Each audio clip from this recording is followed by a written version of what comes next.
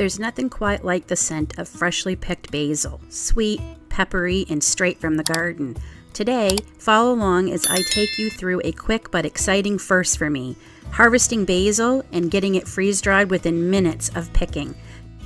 I'm making sure to clip my basil just above the two newest, smallest leaves. This will ensure, hopefully, that I will have many, many more harvests to come this summer of basil for my freeze dryer.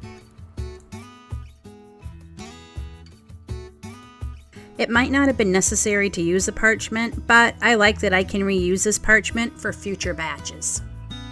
I give the basil a gentle rinse. This is not just to clean it, but to add a little weight to the leaves. I find this helps keep them from flying around inside the freeze dryer trays during the process.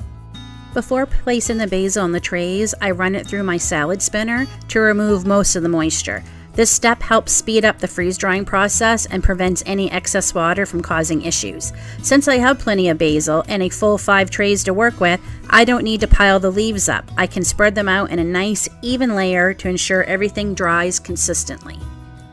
Though I only ended up using 4 trays for the basil because I did have some mullein that I had frozen from a few weeks ago. Once the trays are loaded, I use my phone to start the freeze dryer using the new Wi-Fi adapter and app. I love the convenience of managing the cycle remotely, and for this batch, I use the preset custom setting for herbs that Harvest Right already has ready to go. It takes the guesswork out and makes the whole process feel super smooth. And because I used the custom app from Harvest Right, it had recommended removing the stems from the basil before freeze drying. In the past, I dehydrated the stems with the leaves, but I'm going to follow what Harvest Right recommends and remove all the stems. And then it is time to load the freeze dryer. You can pre-freeze these first and then freeze them if you like, but I wanted to just get this right into the freeze dryer, and I also wanted to see how long it takes for the whole process if I don't pre-freeze the herbs.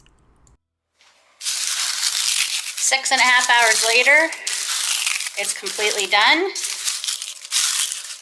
So I'm just going to get it into my mason jar, and I will, once I have a full mason jar, because I hope this is the first of many harvests, I will put it in my blender and blend it all up.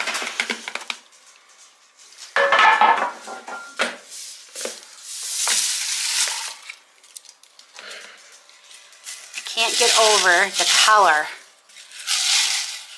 of freeze-dried basil. That is the color of dehydrated basil. It's hard to tell because this has obviously been ground up. Let's see if we can